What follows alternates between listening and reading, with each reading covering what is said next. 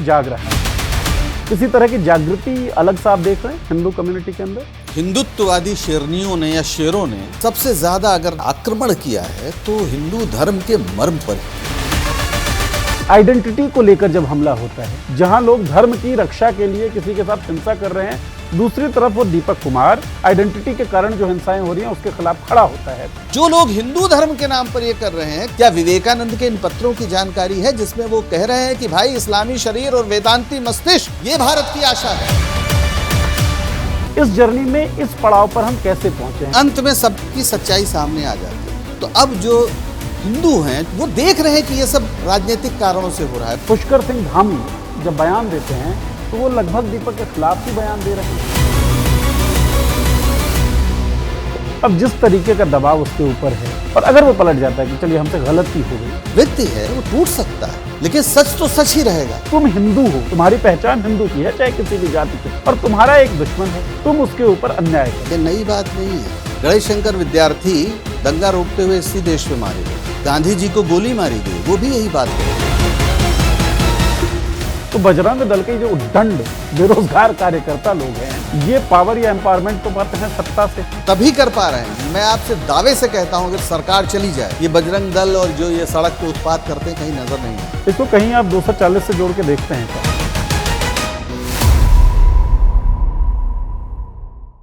वो मुतमईन है कि पत्थर पिघल नहीं सकता, मैं बेकरार हूं आवाज में असर के लिए।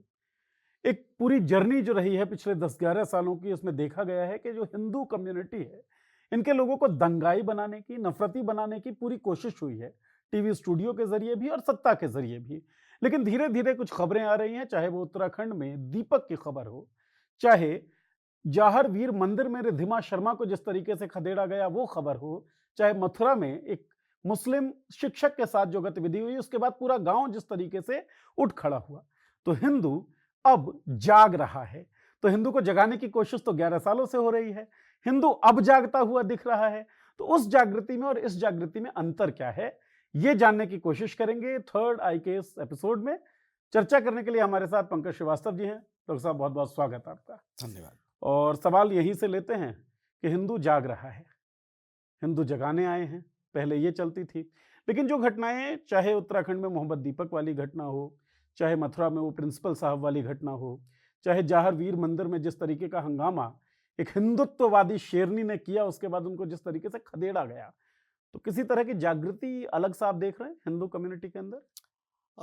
अगर एक हिंदू बतौर आप सोचें तो ये जागृति निसंदेह एक कहा जाए कि आपको राहत दे रही है, क्योंकि हिंदुत्ववादी शेरनियों ने या शेरों ने सबसे ज्यादा अगर नुकसान किया है, आक्रमण किया है, तो हिंदू धर्म के मर्म पर ही किया है।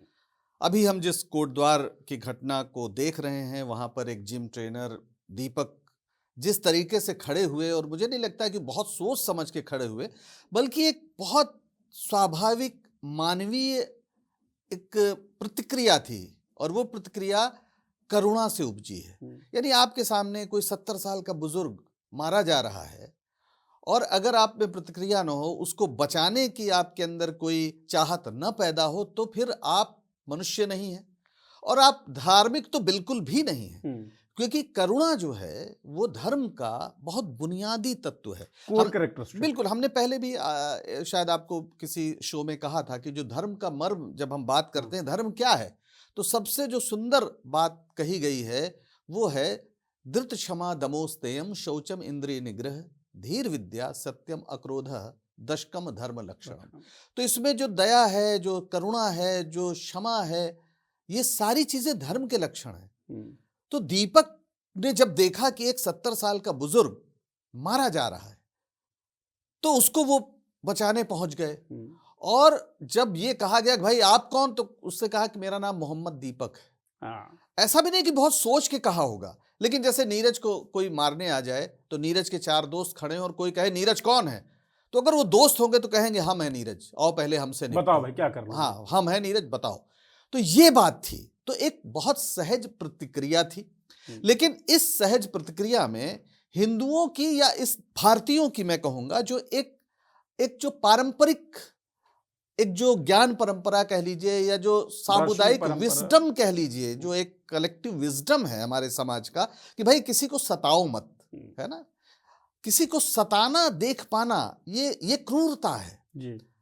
और वैसे जाने अनजाने दीपक एक बहुत बड़ी ऐतिहासिक घटना से खुद को जोड़ देते हैं। मैं उस घटना पे मैं आपको लाऊंगा, आपको अच्छा। अपने आप नहीं जाने ठीक दूंगा। है, ठीक है। अच्छा, मेरा एक सवाल ये है सर कि आइडेंटिटी को लेकर जब हमला होता है, जैसे मुसलमान पर अत्याचार अगर हुआ तो उसके आइडेंटिटी के कारण हुआ, और मुसलमानों पे अत्याचार करने का मोटिवेशन जो लोग कर रहे हैं वो अपने ही पुरखों से पा रहे हैं, जो मुसलमान को सेकंड क्लास सिटीजन मानते थे, जिनको लगता था कि ये जो भारत की ज़मीन है ये मुसलमानों की ज़मीन है नहीं। तो आइडेंटिटी के कारण मुसलमानों पर हमला हुआ, और जब एक हिंदू दीपक अपने आप को मोहम्मद दीपक बताता है तो वो कहता है नहीं भाई, ये आइडेंटिटी केवल मुसलमान की नहीं है, मेरी भी यही आइडेंटिटी है। यानी हम भारतीय हैं, हम भारतीय मनुष्य हैं। ये जी। आइडेंटिटी ज्यादा बड़ी हो जाती है। और मैं आपकी इस बात से यहां टोकना चाहूंगा कि उनके पुरखों ने नहीं बताया, उनके भी पुरखों ने आजादी की लड़ाई लड़ी थी। सिर्फ एक धारा ऐसी थी जो जिन्ना और सावरकर की धारा है, जो दरअसल एक ही है कि सिक्के के मैं दो वही पहलू पॉलिटिकल हैं। पुरखों की ही बात हाँ, कर रहा था। तो वो जो पॉलिटिकल पुरखे हैं, हाँ, वो संयोग दुर्योग से इस देश की राज सत्ता पे काबिज हैं, और उत्तराखंड की सत्ता भी उनके हाथ में है। और वहां पर तमाम ऐसे जो नौजवान हैं उन्हें तैयार किया गया है कि आप जहां भी मुसलमानों को देखो, किसी न किसी तरीके से उनको परेशान करो, उनको आप प्रताड़ित करो, यही आपका धर्म है। अगर इनसे पूछो, इन बजरंग दल के लोगों से कि भाई तुम धर्म के बारे में क्या जानते हो, तो वो धर्म के बारे में इसके अलावा कुछ नहीं बता सकते कि मुसलमानों को इस देश से निकालो। हाँ, उनका धर्म बस इतना ही है। हालांकि जब बजरंग दल बना, मेरा ख्याल 1984 में बना, ये अक्टूबर में विश्व हिंदू परिषद के एक युवा वाहिनी के रूप में इसको बनाया गया था। जब राम जानकी रथ यात्रा निकाली विश्व हिंदू परिषद ने, तो उसकी सुरक्षा के लिए तमाम नौजवान तैयार किए गए। ऐसे ही वो बजरंग दल, जिसके पहले अध्यक्ष मेरा ख्याल है विनय कटियार हुआ करते थे, तो इन लोगों का काम यही था कि मतलब उत्पात ही मचाना है आपको। हालांकि वो सेवा, सुरक्षा और संस्कृति, ये बजरंग दल की वो है, स्लोगन्स हैं, लेकिन इसमें कौन सी संस्कृति है कि आप 70 साल के बुजुर्ग को इसलिए आप मार रहे हैं कि उसकी दुकान का नाम बाबा है। बाबा कह के उसने हिंदू धर्म के साथ क्या गड़बड़ किया? पहली बात तो बाबा शब्द फारसी से आया है, पीर फकीरों के साथ इस देश में आया बाबा है, वर्ड आता है। बाबा वर्ड आता है, जिसका अर्थ पिता या बुजुर्ग होता है। और धीरे धीरे जैसे कि इस देश में भाषाएं जब मिलती हैं, उर्दू का अर्थ रेखता, हम कहते हैं रेखता का मतलब ही होता है मिली जुली जबान। तो भारत की जो हिंदुस्तानी जबान है या हिंदी जबान है, उसमें भी बहुत सारे शब्द उर्दू और से आए, फारसी और अरबी की परंपरा के आए। यहां तक कि तुलसीदास भी राम को गरीब नवाज कहते हैं एक जगह। तो अब कहिए गरीब नवाज कह दिया तो कल आप तुलसी बाबा को पीछे पड़ जाएंगे। तुलसी को भी बाबा कहा जाता है, भोले को बाबा कहा जाता है। बनारस में काशी विश्वनाथ में कहते हैं भोले बाबा जी, यानी शंकर के नाम के साथ बाबा शब्द जुड़ा हुआ है। अब आप कहिए कि बाबा जो है ये तो मतलब केवल हिंदुओं का है, तो ऐसा तो है नहीं, नंबर एक। दूसरी बात, अगर हो भी, मान लीजिए हिंदी का शब्द हो, संस्कृत का शब्द हो, तो ये कौन सा कानून है कि अगर उसने बाबा ड्रेस एंड मैचिंग सेंटर नाम रख लिया तो ये कोई हिंदू धर्म के खिलाफ कोई काम किया? भाषा किसी एक धर्म से जुड़ी हो और अनिवार्य रूप से उसी धर्म के लोग उस भाषा का इस्तेमाल करें, ऐसा तो कोई कानून इस देश में है नहीं। और बिना आप फारसी या अरबी शब्दों के इस्तेमाल के आप दो वाक्य नहीं बोल सकते हैं, कोई बोल ही नहीं सकते हैं। बेशक आप कोई बोल के दिखा दे हिंदी जो कहे कि हम एक भी शब्द का इस्तेमाल नहीं करेंगे, आप 5 मिनट नहीं बोल सकते। यू आर इनकम्प्लीट, आप अधूरे रह जाएंगे। आप बोल ही नहीं सकते, आपके पास शब्दों का पर्याय तक नहीं है, ये स्थिति है। तो आप इस तरह की बातें कर रहे हैं, इसका मतलब है राज्य ने आपको इशारा किया है, स्टेट ने, सरकार ने, कि आप ये काम करिए। उत्तराखंड में जिस तरह से धार्मिक ध्रुवीकरण की कोशिशें की जा रही, और आपने हम लोग चर्चा कर ही रहे थे कि किस तरह से जो धामी साहब है, पुष्कर सिंह धामी, वो हेट स्पीच में इस समय नंबर 1 है। इंडियन हेट लैब की जो रिपोर्ट है, उसके हिसाब से हेट लैब की जो रिपोर्ट है वो बताती है कि पुष्कर सिंह धामी सबसे ज्यादा हेट स्पीच देने वाले। यही उनकी ताकत है कि आप हिंदुओं के अंदर मुसलमानों के खिलाफ नफरत भरिए और इसको धार्मिक कार्य बताइए, जिसका धर्म से कोई लेना देना नहीं है। इससे ज्यादा अधर्म कुछ हो नहीं सकता। धर्म वो है जो दीपक ने किया है। कोटद्वार में दरअसल हिंदू धर्म का दीपक जला है। सच बात यह है, जो बजरंग दल का अधर्म था, जो उस अधर्म से उपजे हुए अंधकार के खिलाफ हिंदू धर्म का दीपक उस व्यक्ति ने जलाया, जिसको बहुत नुकसान हो रहा है। आप देखिए एग्जैक्टली उसके जिम का बिजनेस जो है वो बिजनेस ठप हुआ पड़ा चौपट है। हो गया, उसको धमकियां मिल रही हैं। बिहार में एक हिंदू वीर थे जिन्होंने कहा मार दो, 2 लाख रुपया हम देंगे। यहाँ हिंदू रक्षा दल देहरादून का जो है उसने इस तरह की हरकतें, यानी एक आदमी जो सचमुच धर्म ध्वजा उसके हाथ में है, जो बता रहा है धर्म ये है। आप सोचिए, जो वाल्मीकि जो आदि कवि हैं जिन्होंने रामायण की रचना की, उनका पहला श्लोक ही फूटा था जब उन्होंने देखा कि एक क्रौंच पंछी का वध किया है जी। एक बहेलिये ने, तो वहां से पहला श्लोक फूटा आदि कवि का। तो आप सोचिए कि करुणा कितनी महत्वपूर्ण है धर्म के, हमारे किसी भी धर्म में, और हिंदुओं में तो खासतौर पर जो हिंदू धर्म है। और हिंदुत्व का पूरा जो हमला है वो इसी भावना पर है। चलिए, आप जिस ऐतिहासिक घटना का जिक्र कर रहे थे, अब उसके बारे में आप जरूर बताएं कि राम मोहम्मद सिंह आजाद, उधम सिंह, उधम सिंह राम मोहम्मद सिंह आजाद बन जाते हैं। एक पॉलिटिकल मैसेज भी था, हिंदू मुस्लिम सिख ईसाई आपस में सब भाई भाई। बिल्कुल। आपने सहजता की बात की, तो दीपक का अपने आप को मोहम्मद दीपक कहना या उधम सिंह का अपने आप को राम मोहम्मद सिंह आजाद कहना, उस वक्त ये सच में सहज अभिव्यक्ति थी या एफर्ट डाल के एक पॉलिटिकल मैसेजिंग का हिस्सा? मुझे नहीं लगता कि दीपक जिस तरह के बिजनेस में हैं वो बहुत ज्यादा इतिहास पढ़े होंगे, मतलब अच्छा हो पढ़े हों, लेकिन मुझे लगता है कि शायद ये एक वैसे ही सहज अभिव्यक्ति थी जैसा मैंने बताया कि कोई नीरज को मारे और मैं कहूं मैं ही नीरज हूं, तो उन्होंने कहा होगा कि मेरा नाम है मोहम्मद दीपक, अगर तुम मुसलमान के कारण मारने आए हो तो पहले मुझसे निपटो, है ना। ये एक बात है जो एक पड़ोसी का धर्म भी है। अब उसी उत्तराखंड में उधम सिंह नगर है जी। मैं इसीलिए जोड़ रहा था, बमुश्किल कोटद्वार से 250 किलोमीटर दूर है। उधम सिंह की क्या खासियत है? 13 मार्च 1940 को उन्होंने लंदन में जो Michael O Dyer, Jallianwala Bagh का जो, नहीं वो नहीं था, ये गवर्नर था जी। ये पंजाब का गवर्नर जनरल हुआ करता था। जो जनरल डायर था वो अलग था जी। ये माइकल ओ डायर था। इसकी हत्या की थी उन्होंने, और फिर उन्हें जुलाई में, मेरा ख्याल है 31 जुलाई 1940 को वहीं पर लंदन में एक वहां फांसी दी गई, वहां की जेल में। तो जब उनसे पूछा गया तुम्हारा नाम क्या है, तो उन्होंने कहा मेरा नाम राम मोहम्मद सिंह आजाद है। और ये 1940 की घटना है, और वो भगत सिंह को मानने वाले थे। इसका मतलब वो एक भावी भारत की घोषणा कर रहे थे, वो साझी विरासत और साझी शहादत की बात कर रहे थे। यानी जो भारत बनेगा उसके लिए शहीद होने वाला हिंदू मुसलमान सिख ईसाई सब है। और हमारे बचपन में आपने सबने सुना होगा हिंदू मुस्लिम सिख ईसाई आपस में भाई भाई। ये नारा किसी ऐतिहासिक कारण से उपजा था कि सबने इस देश की आजादी के लिए शहादत दी थी।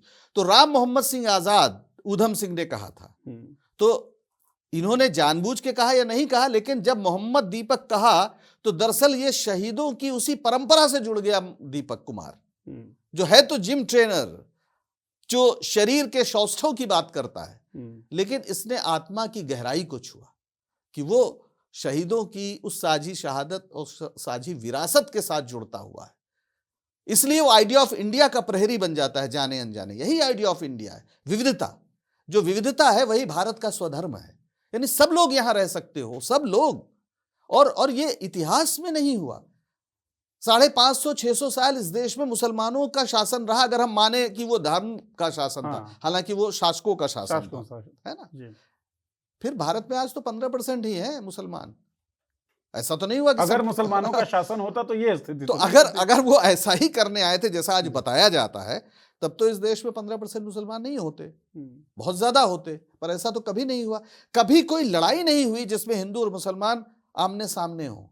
अगर इधर इब्राहिम लोदी है और सामने बाबर है तो मुसलमान ही लड़ रहे हैं। अगर बाबर के सामने राणा सांगा लड़ रहे हैं तो राणा सांगा के साथ हसन खां मेवाती लड़ रहा है, और इब्राहिम लोदी के जो हार के बाद जो अफगान सरदार थे वो थे साथ में राणा सांगा के।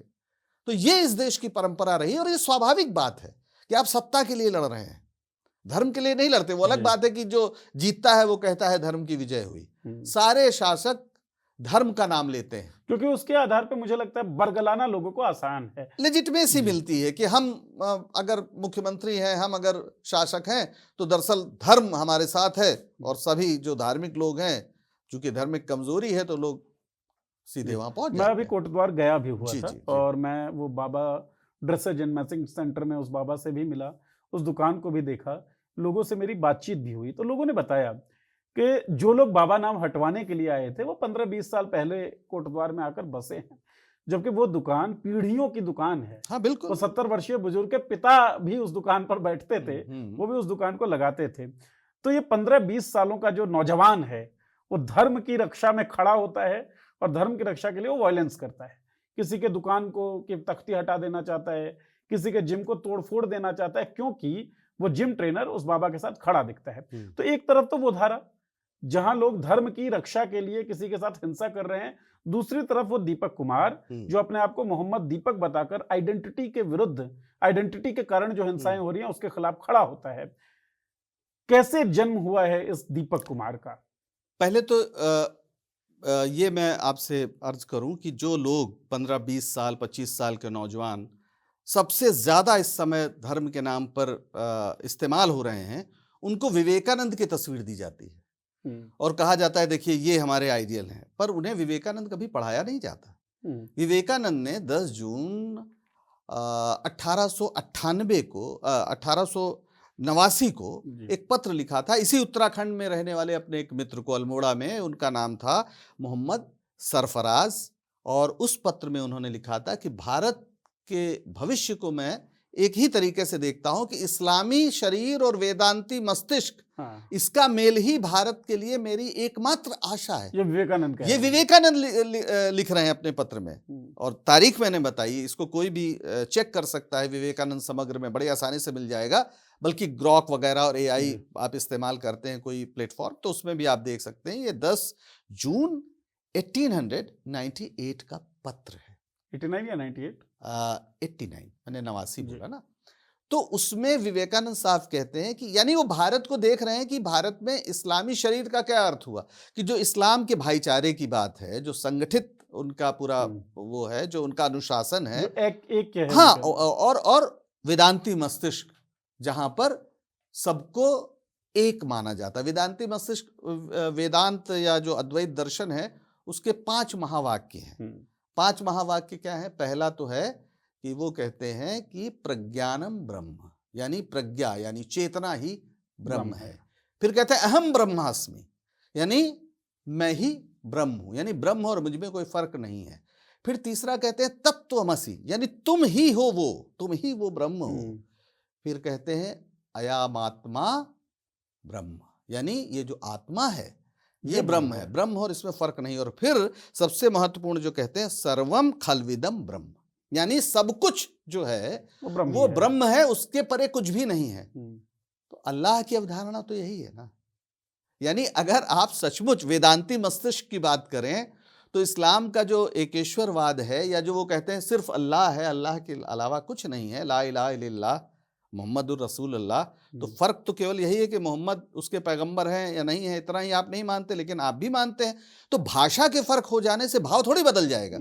अगर आप ये मानते हैं कि सर्वम खलविदम ब्रह्म, तो आप फिर इस बात से इनकार नहीं कर सकते कि जो कुछ है वो ईश्वर है, जो कुछ है वो अल्लाह है, ईश्वर और अल्लाह एक ही है। इतनी समझ तो इस देश के लोगों को है। यानी जो लोग ईश्वर पे विश्वास करते हैं, बहुत लोग हैं जो ईश्वर पे विश्वास नहीं करते हैं, लेकिन उनका भी दुनिया को देखने का एक नजरिया है। गौतम बुद्ध को है, महावीर का है, यानी जैन दर्शन है, फिर चारवाकों का है, लोकायतों का है, भगत सिंह को परंपरा आती है, वो एक अलग है। वो तो कभी इस लड़ाई में पढ़ते ही नहीं है। ज्यादा लोग तो जो धर्म को मानने वाले हैं वो पढ़ते हैं, जो ईश्वर को मानने वाले हैं वो पढ़ते हैं। और जो लोग हिंदू धर्म के नाम पर ये कर रहे हैं, क्या उन्हें इन 5 महावाक्यों की कोई जानकारी है? क्या विवेकानंद के इन पत्रों की जानकारी है जिसमें वो कह रहे हैं कि भाई इस्लामी शरीर और वेदांती मस्तिष्क ये भारत की आशा है, और तुम विवेकानंद का चेहरा बना के हिंदू सम्मेलन करते हो और आप 70 साल के एक बुजुर्ग पर हमला कर रहे हो कि उसकी दुकान के नाम पे बाबा लगा हुआ है? शर्म आनी चाहिए। आपने विवेकानंद का जिक्र किया, वेदांती मस्तिष्क और इस्लामिक शरीर। और जिस तरीके से आपने वो 5 महावाक्यों का ज़िक्र किया, मुझे याद आता है कि ईश्वर अल्लाह तेरो नाम सबको सन्मति दे भगवान। तो एक गांधी थे, जो ये बात कह रहे थे। अब हम आ जाते हैं मौजूदा रिजाइम पे, जिसने लोगों के मन में नफ़रत इस कदर ठेली कि लोग जय श्री राम का नारा लगवाने के लिए जुटते थे, और नारा अगर कोई नहीं लगा रहा है तो उसको मारते पीटते थे, उसके साथ हिंसा करते थे। तो ये पूरी जर्नी, पूरा दौर हमने देखा है, जहाँ पे कोरोना जिहाद, लव जिहाद, थूक जिहाद, लैंड जिहाद, नकल जिहाद, पता नहीं कौन-कौन से जिहाद से मुसलमानों को आरोपित कर दिया गया। ऐसे में फिर एक दीपक उभरता है। मतलब मैं बार-बार ये जानना चाह रहा हूँ कि पॉलिटिकल या सोशल या रिलीजियस तौर पर दीपक, या फिर मथुरा की घटना, या जहांगीर मंदिर में हिंदुओं के द्वारा नफरती एक लड़की को खदेड़ा जाना, इस जर्नी में इस पड़ाव पर हम कैसे पहुंचे हैं? क्यों एक दीपक को ऐसा एहसास हो रहा है कि उसे मोहम्मद दीपक कहना पड़ेगा? देखिए, एक रामचरितमानस को मैं फिर से याद करूं, उसमें एक जगह कहा गया है कि उघरई अंत न हुए निभाऊ, काल नेम जिम रावण राहु। यानी अंत में सबकी सच्चाई सामने आ जाती है।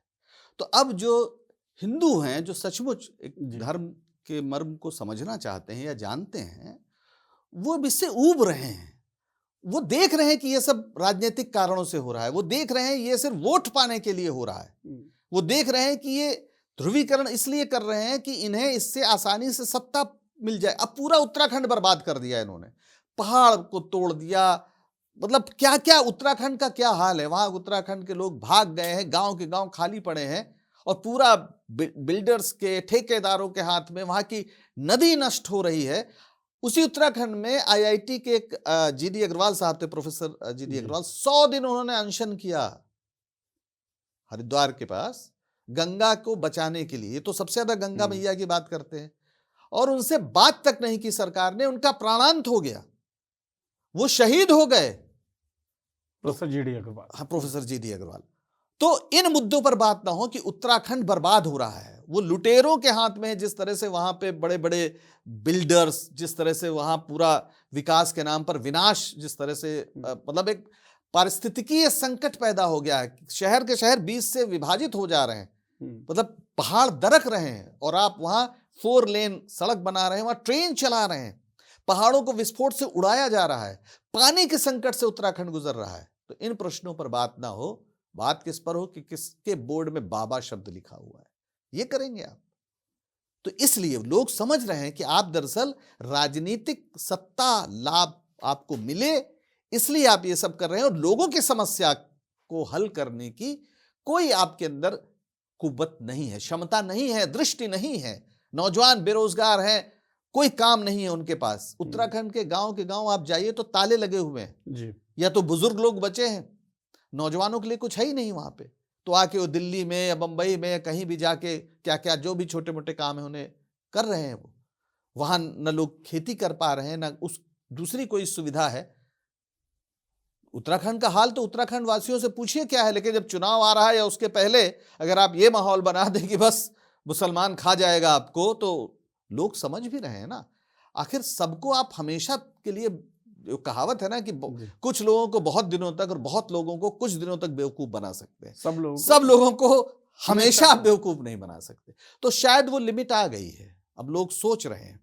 और इनके जितने भी, अब देखिए जिस मीडिया पर इनका कब्जा है, ऐसे खतरनाक नफरत फैलाने वाले लोगों का, उस मीडिया पर लोगों का कोई भरोसा नहीं रहा। तो उन्होंने उस चौथे खंभे को नाश कर दिया, नष्ट कर दिया, जनता की निगाह में उसकी कोई हैसियत नहीं रह गई। तो धीरे धीरे लोग ऊब रहे हैं। आप किसी तरह चुनाव जीत जाएं, वो एक अलग बात है। हो सकता है कि आप और 2-4 चुनाव जीत जाएं, लेकिन लोग अब इस बात को समझने लगे हैं और प्रतिक्रिया करने लगे हैं, और ऐसी प्रतिक्रिया करने लगे हैं कि अपना नुकसान उठा रहे हैं। आप सोचिए, जिसके यहाँ जिम में 150 लोग आ रहे थे, 15 लोग आ रहे हैं, तो उसको आर्थिक नुकसान सोचिए। वो अपने जिस तरह की धमकियां हैं और पुलिस का जो रवैया है कि उस पर ही एफआईआर कर दिया, पूरा मेंटल हैरेसमेंट का मामला पूरा है। मतलब अगर यानी आपको ईमानदारी से अपने धर्म का पालन करना अब आप अफोर्ड ही नहीं कर सकते, अगर नफरती नहीं है तो आपके खिलाफ पुलिस एक्शन ले लेगी। दीपक कुमार के खिलाफ एफआईआर हो जाना, और जो लोग हमला कर रहे थे उनके खिलाफ अज्ञात में बात करना, वो भी जब इतना बड़ा मुद्दा बन गया, ये बताता है कि दरअसल पुष्कर सिंह धामी की सरकार किस तरीके से समाज में जहर फैला रही है। हर चीज़ के दो पहलू होते हैं। हमने दीपक की बात की और दीपक के ज़रिए जो एक चेतना हिंदू धर्म में पैदा हो रही है, हिंदू धर्म से जुड़े लोगों में पैदा हो रही है कि भाई दुनियावी चीज़ों पे बात नहीं हो रही है और धर्म के नाम पे गलत खेल चल रहा है जिससे नुकसान हमारा हो रहा है, तो कोई दीपक खड़ा होता है। यहाँ तक तो हमने बात की। अब फैक्ट्स की तरफ भी देखते हैं। जी बिल्कुल। दीपक तो एक खड़ा हुआ है सर, हम्म, लेकिन दीपक के खिलाफ खड़े होने वाले लोगों की संख्या तो सैकड़ों और हज़ारों में है। दीपक के खिलाफ धमकियाँ देने वाले लोगों की संख्या हज़ारों में है, सैकड़ों में है। पुष्कर सिंह धामी जब बयान देते हैं, तो वो लगभग दीपक के खिलाफ ही बयान दे रहे हैं। तो एक दीपक के ज़रिए ये मान लेना कि शायद रिवाइवल हो, शायद हेट पॉलिटिक्स के दौर का अंत हो, ये थोड़ी जल्दबाज़ी नहीं है? मैंने बिल्कुल नहीं कहा कि तुरंत होने जा रहा है। मैं बस ये बता रहा हूं कि हिंदू मन बेचैन है। हुँ, वो समझ रहा है कि ये सब क्या हो रहा है। और जहां तक आप समर्थन और इसकी बात कर रहे हैं, तो भाई ये तो सत्ता जिसकी है, सत्ता की एक संस्कृति होती है। अगर लोगों को लगता है कि उनके साथ सत्ता खड़ी है, तो अन्यान्य कारणों से, स्वार्थ से लोग उसके साथ खड़े होते हैं। इसका मतलब ये नहीं कि सारे लोग दीपक के खिलाफ हैं। अगर हम ऐसे देखें तो दीपक का सुना है कि सोशल मीडिया अकाउंट में अचानक जी। जहां 5-10 हजार उसके फॉलोअर रहे होंगे, वो 5 लाख हो गए। तो इससे क्या हम मिलियंस नतीजा क्रॉस कर निकालें? गया। जी। यानी लोग उसके साथ भी हैं, लोग उसके खिलाफ भी हैं। एक सत्ता है वहां पर, वो सत्ता लोगों के समर्थन से चल रही है। हम ये तो नहीं कहेंगे बिना समर्थन के चल रही है, वोट जी। पाके ही जीतती है। लेकिन लोग ये समझ रहे हैं कि वोट पाने का जो तरीका है, जो कारण है, जिस तरीके से ये सरकार बना रहे हैं, उसमें वो अपनी जिम्मेदारी से भागकर लोगों को धार्मिक दृष्टि से उन्मादी बना रहे हैं। ये विकसित भारत नहीं है, ये विक्षिप्त भारत है। हुँ, आप सोचिए, ये विक्षिप्त लोग ही ऐसा काम कर सकते हैं। तो विकसित भारत के नाम पर आपको विक्षिप्त भारत दे दिया गया है। तो अगर आप इसको बर्दाश्त कर सकते हैं तो बिल्कुल करिए, जब तक कर पाइए। लेकिन आप रहेंगे विक्षिप्त ही। आपको स्वस्थ होने के लिए इस राजनीति को हटाना पड़ेगा, ऐसे विचार को अपने से दूर करना पड़ेगा, ऐसे अंधेरे को मिटाना पड़ेगा अगर आप स्वस्थ होना चाहते हैं। भाई, जहर भी एक सच्चाई है ना। अगर किसी को जहर बांट दिया गया, तो आप कहिए जहर का असर क्यों हो रहा? अरे होगा, अगर वो एंटीडोट नहीं लेगा, अगर वो उस तरह की औषधियां नहीं लेगा, तो अंततः मर जाएगा। उसका असर तो पड़ेगा। उसके अस्तित्व से हम इनकार नहीं कर सकते, है ना। तमाम परेशानियों की हम बात कर रहे हैं, जो दीपक को उठाना पड़ा मोहम्मद दीपक अपने आप को कहने के कारण। आर्थिक दबाव भी बढ़ा, मानसिक हैरेसमेंट उसका हो ही रहा है। उसको इस तरह से पेश किया गया जैसे वो धर्मांतरण की बात कर रहा है। जी, अरे भाई, वो एक किसी को बचाने के लिए ये कह रहा है, ये और हम एक ही हैं इसलिए मैं इसको बचा रहा हूं। वो धर्मांतरण नहीं है, वो धर्मांतरण ऐसे होता भी नहीं है। चलिए उसने तो वो हाँ। एक्शन ले लिया। अब जिस तरीके का दबाव उसके ऊपर है, कल की तारीख में पलट जाए अपने एक्शन से, मान लेते हैं, और जो कि बहुत ज़्यादा मुझे लगता है कि लोगों को अपने हिसाब से भी देखना सोचना पड़ता है। जान रहेगी तो कुछ वो कर पाएगा, और अगर वो पलट जाता है कि चलिए हमसे गलती हो गई, तो क्या होगा? कुछ नहीं होगा। आपको अदालत में रोज लोग पलटते हैं, पर इसका मतलब ये नहीं कि सच का महत्व कम हो जाता है। किसी का मर्डर हुआ, कोई गवाह है, वो कहता हाँ इन्होंने मर्डर किया, पुलिस को लिख के दे देता हम गवाही देंगे, बाद में उस पर तब तरह तरह के दबाव होते हैं और वो पलटने को मजबूर हो जाता है। इसका मतलब ये नहीं कि जो उसने सच बोला था उसका मोल कम हो गया। व्यक्ति है, वो टूट सकता है, लेकिन सच तो सच ही रहेगा। और सच ये है कि हिंदू धर्म कहता है कि अगर आपके सामने किसी को सताया जा रहा है तो उसको बचाइए, ये धर्म कहता है। तो धर्म के इस मर्म को कैसे आप गलत साबित कर देंगे? दीपक बुझ सकता है, पर प्रकाश के लिए तो दीपक को जलना पड़ेगा ना। आपको अगर उजाला चाहिए तो दीपक को जलना पड़ेगा। कितने भी दीपक बुझ जाएं, अंततः तो दीपक जलाकर ही आप प्रकाश पा सकते हो। तमसो मा ज्योतिर्गमय, अंधकार से प्रकाश की ओर तो जाना ही पड़ेगा ना। बात हम हिंदू धर्म की कर रहे हैं, तो हिंदू धर्म की जो कैरेक्टरिस्टिक्स हैं, हिंदू धर्म का जो मूल है, क्या वो अपने आप चीज़ों को बदलेगा? क्या अपने आप चेतना का प्रवाह लोगों के अंदर होगा? क्या आपको लगता है कि उसे एकीकृत करने के लिए, उसे संचित करने के लिए किसी एक नेतृत्व की ज़रूरत पड़ेगी? देखिए, हिंदू धर्म में एकीकृत होने का कोई विधान नहीं है, बल्कि विविधता ही है। कभी भी ऐसा नहीं रहा। देखिए, फर्क है ना, जो अब्राहमिक रिलीजन्स हैं और जो हिंदू धर्म है, उसमें बुनियादी फर्क क्या है? जो अब्राहमिक रिलीजन यानी जो हजरत अब्राहम इब्राहिम को अपना पुरखा मानते हैं, जिसमें ईसाई भी हैं, जिसमें मुसलमान भी हैं और यहूदी भी हैं, इन सब के पास एक किताब है, पैगंबर है या खुदा का बेटा है, और वहां तक वो महदूद है। जी। हमारे यहाँ जो हिंदू धर्म है उसमें एक उत्सव है, उसमें कोई जैसे पंचदेवोपासना जी। होती थी, यानी कौन कौन, तो गाणपत्य यानी गणपति को मानने वाले, फिर जो सौर हैं सूर्य को मानने वाले, वैष्णव विष्णु को मानने वाले, जो शाक्त हैं शक्ति को मानने वाले, जो शैव हैं शिव को मानने वाले, और सबकी पूजा पद्धतियां, सबका रहन सहन, सबका खान पान बिल्कुल फर्क है। जैसे उत्तराखंड में भी होता है ना, या उत्तर भारत के उत्तर प्रदेश के कई शहरों में जिन्हें धार्मिक नगरी कहा जाता है, यहाँ मांस नहीं आप बेच सकते हैं। पर आप तो मिथिला से आते हैं, आपके यहाँ तो जो पूजा पाठ ब्राह्मण करते हैं वो भी बिना मछली के नहीं करते। जी। और जितने भी शक्ति के स्थल हैं, जो देवी जहां जहां पूजी शक्ति उपासना जहां जहां है, वहां बलि दी जाती रही है, जी। मांस प्रसाद में चढ़ता है। तो एक ही धर्म में सब लोग हिंदू माने जा रहे हैं, जी। हालांकि हिंदू शब्द तो बहुत बात विदेशियों करते ने हैं, दिया जी। है ना। तो आपका कोई एक यानी एक यूनिफाइड रिलीजन आपका नहीं है, आपके वैल्यूज यूनिवर्सल हैं, जहां आप कहते हैं कि सत्य ही ईश्वर है, मान लीजिए अगर आप ये कहते हैं, या सब कुछ ईश्वर की ही का ही सब वो खेल है, और माया के कारण हम इस जगत को देख रहे हैं, अन्यथा जगत भी मिथ्या है, ईश्वर सत्य जगत मिथ्या। और जो एक बहुत महत्वपूर्ण बात कही जाती है कि एकम सत्यम विप्रा बहुधा वदंती, यानी सत्य एक है, और जो विद्वान लोग हैं, वहां विप्र कहा गया, जो अमूमन उसका अर्थ ब्राह्मण में होता है, लेकिन उसका अर्थ है विद्वान, यानी सत्य एक है, पर विद्वान लोग अलग अलग ढंग से उसको कहते हैं। तो विविधता ही हिंदू धर्म का सबसे कहा जाए बुनियादी बात है। तो यहाँ कोई एकीकृत चीज नहीं हो सकती है ना, यहाँ अलग अलग पूजा पद्धतियां, अलग अलग उपासना करने वाले, अलग अलग भोजन करने वाले, मांस के साथ भोग लगाने वाले देवताओं का, और एकदम शुद्ध शाकाहारी, ये सारे लोग हैं। तो आप इनमें किसी एकीकृत की बात तो नहीं कर सकते। तो आज जो हिंदू हैं, आज जो वो सब लोग, ये देश जो बना है, उसका जो मूल्य है जिस पर सबको रहना है, वो है भारत का संविधान। और वो संविधान सबको अपने अपने तरीके से रहने की आजादी देता है। वो उस 70 वर्षीय जो बुजुर्ग हैं, उनको अपने दुकान का नाम बाबा करने की आजादी देता है। क्या उन्होंने कोई गैर कानूनी काम किया है क्या? क्योंकि मूल्य में, पसंद में फर्क हो सकता है, किसी को मांसाहार पसंद है, किसी को नहीं पसंद है। अब भाई विवेकानंद, जिनको जो सबसे बड़े आइकन है, वो खुद मांसाहारी थे जी, बंगाल से आ रहे थे, बनता ही था वो उनका। बिना मांस के उनका काम नहीं चलता था, वो बनाते भी थे, और ये सब उन्होंने खुद लिखा है, मैं नहीं कह रहा हूं, कृपया मुझसे नाराज ना हो। स्वामी विवेकानंद मांसाहार करते थे, मांस पकाते भी थे, और पसंद भी था उन्हें, और उन्हें बहुत पसंद था। बल्कि जब उन्हें रोका गया तो उन्होंने बड़ी तीखी प्रतिक्रिया उस पर दी, उस पर अभी बात करने का समय नहीं है। लेकिन हम ये कह रहे हैं कि आप किसी भाषा को, वेशभूषा को, भोजन को, या आपकी जो दूसरी पसंद हो सकती, उनको धर्म मत मानिए। ये धर्म नहीं है।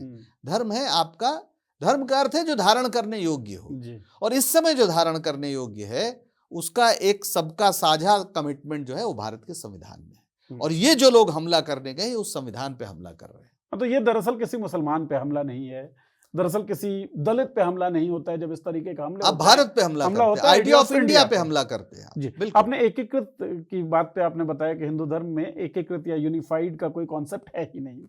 लेकिन जब अन्याय किया जाता है ना सर, तो उसका एक एकीकरण हो जाता है। जैसे हम बात करें, जो लोग भी नफरत फैला रहे हैं, कम्युनल टेंशन्स फैला रहे हैं, वो तो यही कह रहे हैं कि तुम एकीकृत हो, तुम हिंदू हो, तुम्हारी पहचान हिंदू की है, चाहे किसी भी जाति के हो।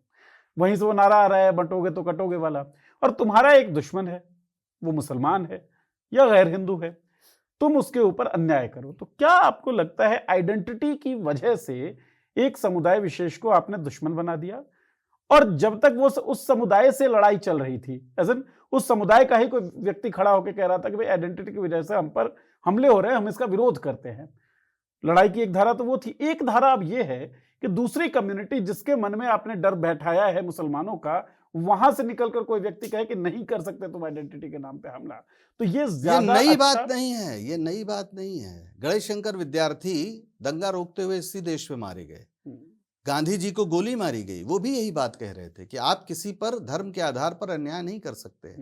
नेहरू जी जब दिल्ली में दंगा हो रहा था तो वो खड़े हो गए थे कि बताओ कौन आगे आएगा, अपने अकेले निर्भय होकर। तो ये हमारे आजादी के आंदोलन की एक बहुत बड़ा संकल्प रहा है कि आप किसी को जाति के नाम पर, धर्म के नाम पर उत्पीड़ित नहीं कर सकते हैं। क्या फर्क था भारत और पाकिस्तान में? पाकिस्तान में था कि हम धर्म के आधार पर बना रहे हैं, ये इस्लामी स्वर्ग होगा और मुसलमानों का देश है। पर वहां क्या हुआ? वहां शियों पर किस तरह से हमले हो रहे हैं, नमाज पढ़ रहे हैं, बम फेंक दिए जा रहे हैं, कितने शिया मार दिए जाते हैं। अहमदियों के साथ क्या हुआ वहां? तो धीरे धीरे धीरे संकुचित होते होते वो कहीं एक, ऐसा नहीं कि वहां अगर मुसलमानों के लिए बना था पाकिस्तान तो फिर बांग्लादेश क्यों अलग हुआ जहां मुसलमान ही सब ज्यादातर, तो वहां पर संस्कृति ज्यादा महत्वपूर्ण हो गई। तो धर्म कभी राष्ट्रीयता का आधार नहीं होता। चूंकि ये आजादी के समय से पहले ही से ही इन्होंने एक विचार पैदा किया। वो विचार क्या है? मुसलमान, ईसाई और कम्युनिस्ट हमारे दुश्मन हैं। लेकिन लोगों ने वैचारिक पुरखे और पॉलिटिकल पुरखे इस बिल्कुल बात को प्रतिपादित ये करते रहे। साफ जो सावरकर का कहना था कि आपकी पितृभूमि और पुण्य भूमि यानी दोनों भारत में होनी चाहिए, तभी आप भारतीय हैं। ये भारतीय होने की शर्त लगा दी उन्होंने। तो पुरखों की भूमि, पितृभूमि तो हो सकती है, पुण्य भूमि कैसे? यरूशलेम को यहाँ कैसे लाए, मक्का कैसे लाए? तो उन्होंने जानबूझकर एक ऐसी एक परिभाषा दी, और वो सीधे सीधे हिटलर की परिभाषा थी जो नाज़ी जर्मनी में हुआ या जो इटली में हुआ। उन लोगों ने यही कहा था कि यहूदी जो है वो एकदम उनको हमारे दुश्मन है। यही भरा उन्होंने। उन देशों ने कितना उसकी कीमत अदा की वो सब इतिहास का हिस्सा है, पढ़ लें। और ये भी गए थे जो आरएसएस के संस्थापकों में थे, लोगों से तो बीएस मुंजे जी, मुंजे भेजे गए बाकायदा, वहां मुसोलिनी से मिले, वहां ब्लैक शर्ट मूवमेंट जो था उसको देखा, और जो पूरी वर्दी लेकर आए वो सब वही था। तो आज़ादी की लड़ाई से अलग उन्होंने पहले से ये सब, और उसमें एक इंपॉर्टेंट ये था कि कम्युनिस्ट उस समय क्या कर रहे थे? सामंतवाद को हटाओ, पूंजीवाद को हटाओ। तो इस देश में जो सामंती शक्तियां थी और जो पूंजीवादी शक्तियां थी, उन्होंने इनको खूब संसाधन मुहैया कराए। आरएसएस का इन लोगों का जो शुरुआत में पूरी जिस तरह से देखभाल हुई और इनको संसाधन मिले, ये पूर्व रियासतों से मिले हैं, और इस देश के बड़े बड़े पूंजीपतियों ने इन्हें तो स्ट्रेटेजिकली आरएसएस बहुत अच्छा खेला है, तो उनसे इन्होंने समर्थन लिया जी। और धीरे धीरे इस देश का जो कॉरपोरेट जगत है वो पूरा इनके साथ। आज देखिए ना, इनकी सरकार ने जो अमेरिका के साथ डील की है, वो इस देश की आजादी को एक तरह से आपने खो दिया, संप्रभुता को खो दिया है। और संप्रभुता के बिना आजादी का क्या मतलब है? यानी आप ये नहीं तय कर सकते कि आप तेल कहां से खरीदेंगे। भारत का प्रधानमंत्री नहीं तय करेगा, ट्रंप तय करेगा। तो आपने तो अपनी आजादी गिरवी रख दी। तो ये वही लोग हैं जो आजादी की लड़ाई से भी गद्दारी कर रहे थे, और आज इन्होंने फिर वही काम कर दिया कि आपने साम्राज्यवादी ताकतों के सामने सर झुका दिया। क्योंकि आप पहले दिन से आपका विचार ये है कि ये जो वामपंथी विचार हैं उनके खिलाफ हमें लड़ना है। ईसाइयों, मुसलमानों के साथ कम्युनिस्ट भी उनके दुश्मन रहे हैं। कम्युनिस्ट मतलब जो वामपंथी विचार हैं, जो बराबरी की बात करते हैं, जो पूंजीवाद का विरोध करते हैं, और ये पूंजीवाद के संरक्षक हैं, उनके समर्थक हैं, उसके साथ खड़े हैं। ट्रंप को मोदी जी जाकर वहां कह आए अब की बार ट्रंप सरकार, बताइए, यहां पर हवन हो रहे थे ट्रंप जीत जाएं, और ट्रंप ने क्या किया इस देश के साथ? और भारत का प्रधानमंत्री एकदम सर झुकाए बैठा हुआ है उसके सामने। तो आपने संप्रभुता भी अपनी गंवा दी, स्वतंत्रता गंवा दी। तो आप सोशल फैब्रिक को तो आप नष्ट तो आपने आपको शासन करना है तो आप यही सब करेंगे फिर, कि लोगों को हिंदू मुसलमान के नाम पे लड़ाओ, ताकि इस प्रश्न पर जो आपने आजादी गिरवी रख दी है उस पर कोई संगठित आंदोलन ना हो। जब हम लोग आज बात कर रहे हैं तो इस देश का 30 करोड़ मजदूर सड़क पर है, आज हड़ताल। क्यों है? क्योंकि जो लंबे समय के, सदियों के संघर्ष के बाद उसे जो श्रम अधिकार मिले थे, यानी 8 घंटे काम, और ये सब ये सरकार छीन रही है, डाइल्यूट कर रही है। तो अल्टीमेटली आपको जो पूंजीवादी लूट है उसके लिए व्यवस्था बनानी है, और आप वो बना रहे हैं। उस पर सवाल ना उठे तो आप धर्म ध्वजा एक हाथ में आपने उठा लिया कि भाई हम तो धर्म का काम कर रहे हैं, हम तो मंदिर बनवा रहे हैं। मैं इसमें एक सवाल आपसे पूछना चाहता हूँ। हरिओम पवार एक वीर रस के कवि रहे हैं। जी जी। उनकी किसी कविता की लाइन अचानक से मेरे जहन में आई। वो लिखते हैं कि मंदिर मस्जिद में झगड़ा हो अच्छा है, जितना है उससे तगड़ा हो अच्छा है, ताकि भोली जनता इनको जान ले, धर्म के ठेकेदारों को पहचान ले। तो किसी दीपक का मोहम्मद दीपक बन जाना शायद ये बताता है कि धर्म के ठेकेदारों की उसने पहचान कर ली है, उसके खिलाफ वो खड़ा हो रहा है। तो इस अवेयरनेस के लिए क्रेडिट तो दे दीजिए मोदी जी को। हाँ, मतलब जुल्म का हद से गुजर जाना जो है वो कई बार वो है ना कि दर्द का हद से गुजर जाना है दवा हो जाना। जी। तो अगर आप ऐसे कहना चाहते हैं कि इतना जुल्म इस देश के साथ हो रहा है कि लोग अब सोच रहे हैं कि कैसे उभरे इससे, तो ठीक है, मतलब लेकिन अब ये तो वही है कि फिर तो आप शैतान को भी दीजिए क्रेडिट कि वो इतना माहौल खराब करता है कि लोग जो है उससे खिलाफ हो जाते हैं। ये तो कोई बात नहीं है, लेकिन लोगों को सोचना चाहिए कि उनके धर्म का मतलब क्या है। हम्म, आप कोई भी व्यक्ति आप अच्छा, फिर आप सरकार है ना, आप ही की सरकार है, पुलिस है। अगर कोई गैर कानूनी काम हो रहा है, कोई गलत काम हो रहा है, तो उसके लिए व्यवस्था है। आपको लग रहा है कि वो दुकानदार कुछ अगर गैर कानूनी काम कर रहा है, तो आप एप्लीकेशन दीजिए प्रशासन को, पुलिस में एफआईआर कराइए, पुलिस उसकी जांच करे, जो भी फैसला हो, अदालतें हैं, ये प्रक्रिया है ना। ये थोड़ी कि आप कहीं आपने देखा कि अगर किसी कथित अपराध में किसी मुस्लिम का नाम आ गया तो अब बुलडोजर से घर तोड़ दो। अभी क्या हुआ, अयोध्या में एक सपा के नेता थे, उनकी भी उम्र 70-72 साल थी, जी। उन पर रेप का आरोप लग गया, उनकी संपत्ति पे एक बुलडोजर चल गया, उनका कुछ था वहां पर, हम्म, और कोर्ट में वो सब बेगुनाह साबित हुआ, कोई और रेपिस्ट निकला, डीएनए मैच हुआ उसका। जी। आपने तो उसको बर्बाद कर दिया ना, क्योंकि आपको चुनाव, वहां पे उपचुनाव हो रहे थे अयोध्या के इलाके में, वो जीतना था। तो ये जो अन्याय है, इस अन्याय के खिलाफ अगर आप नहीं बोलते हैं, अगर आपके अंदर आपका हृदय द्रवित नहीं होता है किसी के खिलाफ अन्याय होते देखकर, तो फिर आप मतलब धार्मिक छोड़िए, आप मनुष्य ही नहीं। मतलब बजरंग दल की जब हम बात कर रहे हैं, मतलब हिंदुओं की दो धाराओं की बात हो रही है। एक तरफ वो दीपक, मतलब इसमें हजारों दीपक हैं, वो एक हाँ, सिंबॉलिक नाम मैं ले रहा हूँ। दूसरी तरफ बजरंग दल के वो कार्यकर्ता जो लगातार उन दीपकों को बुझाने की कोशिश कर रहे हैं। तो बजरंग दल के जो दंड बेरोजगार कार्यकर्ता लोग हैं, ये पावर या एम्पावरमेंट तो पाते हैं सत्ता से, तभी कर पा रहे हैं, तभी कर पा रहे हैं। मैं आपसे दावे से कहता हूं, अगर सरकार चली जाए, ये बजरंग दल और जो ये सड़क पे उत्पात करते हैं कहीं नजर नहीं आएंगे। आपको याद होगा कर्नाटक में क्या हुआ था, कर्नाटक में तो बजरंग को ही चुनाव में उतार दिया था। मोदी जी खुद कह रहे थे कि बजरंग दल की इन्हीं हरकतों के खिलाफ वहां की कांग्रेस पार्टी ने कहा कि हम सत्ता में आएंगे तो एक्शन लेंगे, जी। है ना। तो मोदी जी कहे ये बजरंग बली पर हमला है, पूरा धार्मिक ध्रुवीकरण किया उन्होंने। जी। लेकिन जनता जागरूक हुई और वहां पे इनकी पार्टी हार गई। हारने के बाद आपने सुना कर्नाटक में बजरंग दल का कोई उत्पात नहीं नजर आ रहा, क्योंकि उन्हें पता है कि जैसे ही कुछ करेंगे पुलिस एक्शन हमारे खिलाफ होगा। यहां पता है कि हम कुछ भी करेंगे पुलिस हमारे साथ खड़ी होगी। तो ये सत्ता के संरक्षण में की जा रही गुंडागर्दी है, बल्कि सत्ता की प्रेरणा से। क्योंकि अगर धामी साहब सबसे ज्यादा हेट स्पीच दे रहे हैं तो वो इसीलिए दे रहे हैं ना कि लोग समाज में ये करें इस तरह के उत्पात। अन्यथा वो संविधान की शपथ लेके मुख्यमंत्री हैं, उन्हें कहना चाहिए जो हो रहा है गलत हो रहा है। उन्हें कहना चाहिए अगर कोई भी किसी के खिलाफ कोई कार्रवाई करेगा गलत, अपने हाथ में कानून लेगा। क्योंकि जो अपने हाथ में कानून ले रहे हैं तो आपकी सरकार का इकबाल कहां गया फिर।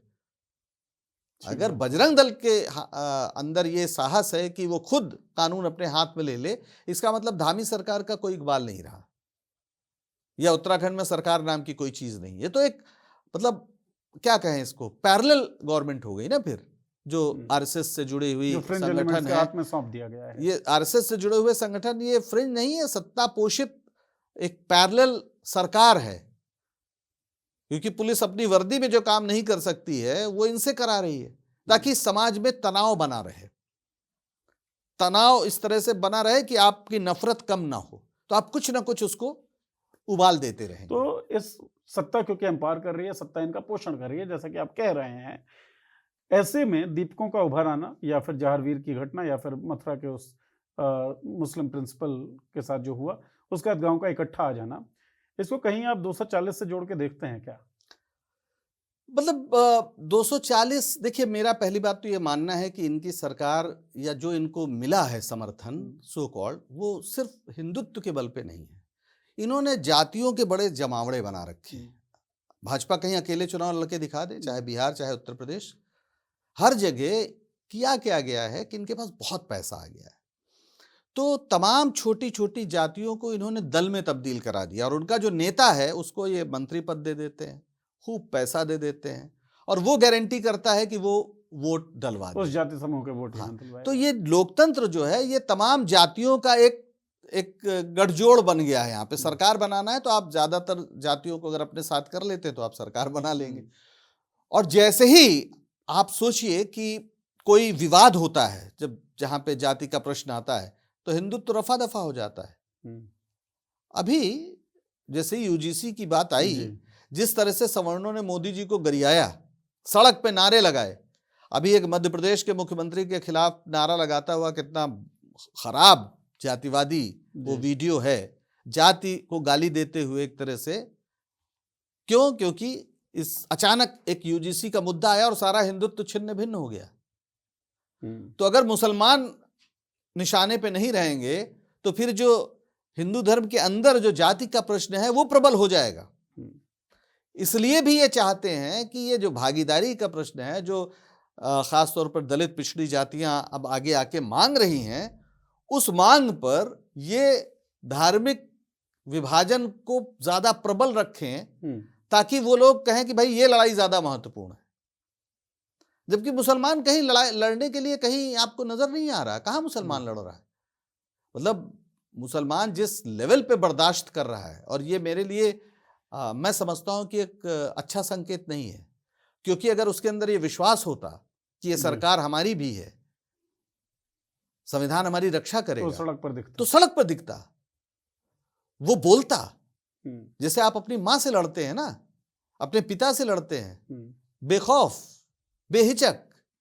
मुसलमान नहीं लड़ रहा है। इन्होंने ये सबसे भयानक काम ये किया है कि मुसलमानों के अंदर ये भाव चला जा रहा है कि इस देश में उनकी कोई पूंछ नहीं है।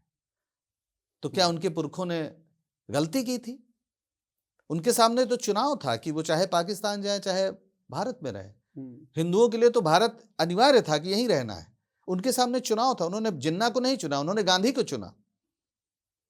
और अब मोदी जी नए जिन्ना बन के खड़े हो गए। तो ये तो अत्याचार है उनके साथ। हाँ, गलत कोई भी कर सकता है, कहीं भी कर सकता है। जो गलत करे उसको अपराधी मान के आप सजा दीजिए, उसके लिए आपके कानून है।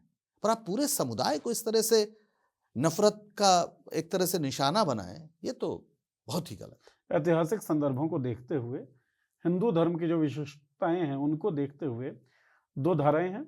एक तरफ सत्ता पोषित वो एलिमेंट्स जिनको आप पैरेलल गवर्नमेंट कह रहे हैं, जो कभी लव जिहाद, कभी लैंड जिहाद, कभी थूक जिहाद, कभी कोरोना जिहाद के नाम पे कम्युनिटी को टारगेट करते हैं।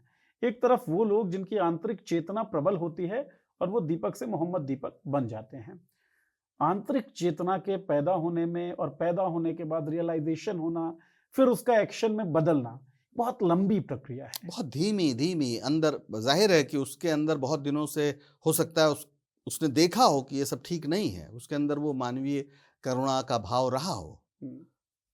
क्योंकि बहुत सारे लोग जो राजनीति में, भाजपा विरोधी राजनीति में बहुत सक्रिय हैं, वो भी ऐसी हिम्मत नहीं दिखाते हैं। क्योंकि मैं जब कोटद्वार गया और जिन लोगों से मेरी बातचीत हुई, तो जिन लोगों ने दीपक से उसका नाम पूछा था, दरअसल वो दीपक से बहुत जूनियर्स थे और दीपक को अच्छी तरीके से जानते थे। क्योंकि दीपक कोई ऐसा व्यक्ति नहीं था जो दबा छुपा हुआ व्यक्ति हो। वो बड़े शोज करवाता था, लोग उसे जानते थे, मकबूल व्यक्ति था वो।